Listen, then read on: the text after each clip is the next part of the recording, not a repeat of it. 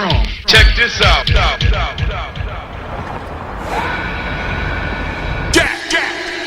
The whole scene I've been around all my life was predominantly minority. When I came across the ocean, it was the opposite.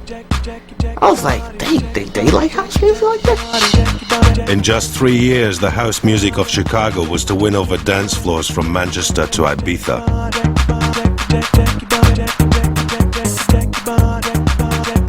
When you first heard this stuff, it was just blew your bollocks off. While its combination with ecstasy was to transform British society. It was the first time that people actually let themselves go. At the time, it was a revolution. You knew things were going to change, and music was going to change. Everything was going to change. This is the story of the music and people who created the Summer of Love. It was life-changing. It was life-changing for those people on the dance floor. It was life-changing for me in the DJ box, and it was life-changing for the bouncers on the front door. Check this out.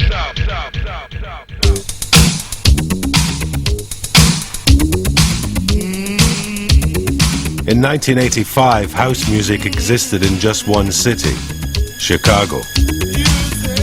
Everybody was DJs, so we needed something to catapult us into another category to make more money, and that became just fragmented into making records at that time. The DJs of Chicago had created a new dance music from the ashes of disco.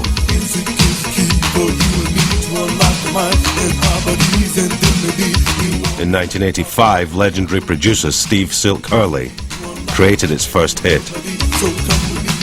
We pressed it up, it went through the roof.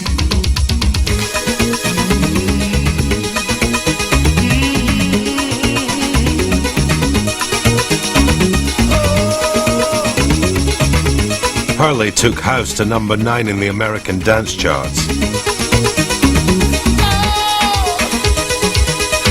But he didn't get the chance to release his planned follow-up. To date, my biggest record in the UK is Love Can't Turn Around. And it came together from, once again, it's crazy, it came together from an idea Steve Silk Hurley had. Farley was over at Jesse's place, and he said he had this idea.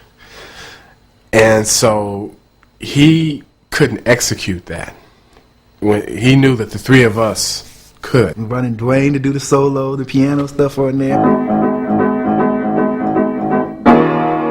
We brought in Vince because Vince was like the lyricist on everything. Now this is how it started. My dream's all broken hearted because I want you. We'll never be the same because you play these silly games and yet I want you. We didn't have a lead vocalist. I had recently recorded a song with this guy Daryl Pandy, a song called Climax that was on Ray Barney's Bright Star Records.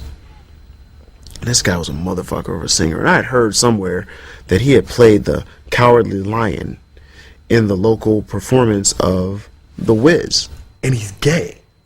So to us it was like, we don't want to have anything to do with this guy, because he's constantly telling us how he wants to try to get with us. He had a big bellowing voice, and he was very churchy, and we thought that the kids were into that spiritual shit, man. Motherfuckers yelling and screaming on the records, So we thought that he would go over like gangbusters in the club.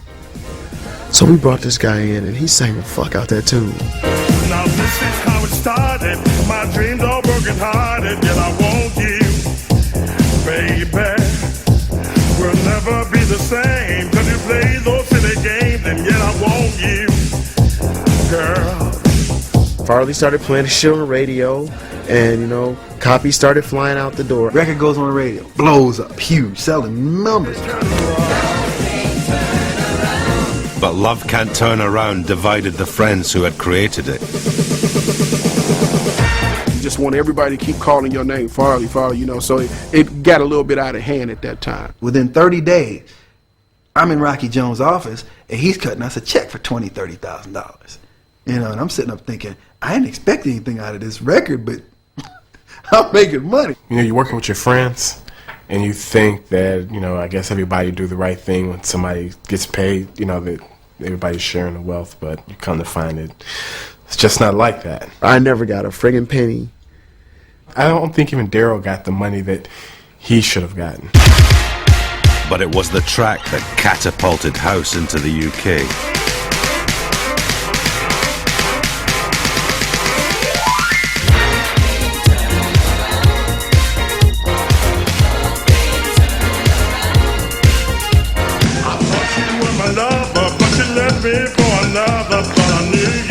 It went top 10 in August 1986. I played it at Heaven. I knew it was just going to tear the place up, and it did. And then I played it at the Mud Club, and it, likewise, same thing happened there. When I first started going clubbing, all the best clubs were gay, you know, and we would go down there and not pretend to be gay, but certainly pretend not to be shocked at everyone else in there, just to go and hear the best music.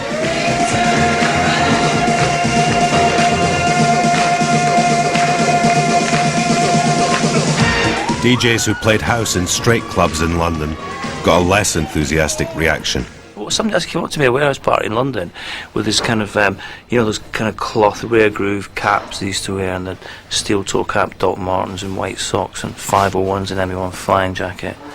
A look later developed by Bros, if I remember correctly. They said, well, I'll get this Puff's music off.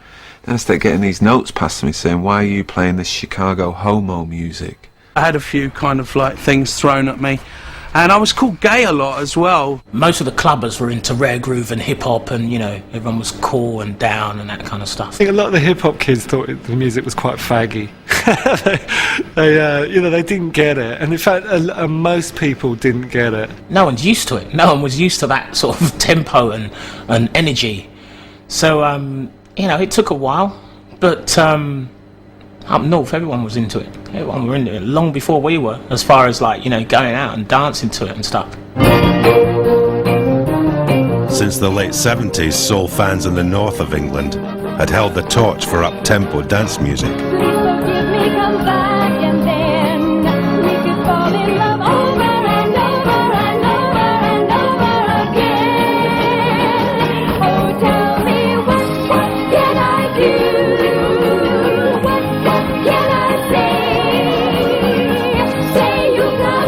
Bum bum bum bum bum bum bum, I'm on my way, you know, and shit like that. You know, we grew up in a real northern soul sort of thing. When house arrived in the 80s, it fitted into the northern soul all-night dance culture. I think there was a lot of similarities. It was like, you know,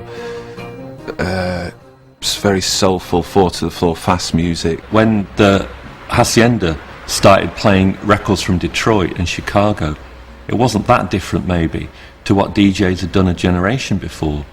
I mean, when we first started the Friday night at the house, we got quite a lot of the old northern boys coming down. When I was playing like Adonis, No Way Back, I mean, I could see lots of people doing northern soul dances. Opened by Factory Records in 1982, the Hacienda was modelled on New York clubs like the Danceteria. It was empty for the first 5 years, completely empty. And then at the beginning of '86, it began to do some business. Friday nights were quite cool, not massive business, and that was where I always used to say Pickering and Park used to play house music in '86. In fact, it was Pickering Park and John Da Silva, who I never give enough credit because his name doesn't begin with P. I think Manchester was the epicentre of the whole house scene as such. I mean, there was things happening in London, but I mean, I moved to Manchester. Apart from the fact that I was from around here, it was mainly really just simply for the Hacienda, and you know, if you wanted to be a house DJ, it was the place to come. But when you went in the Assy, you heard stuff that nobody else got for fucking months.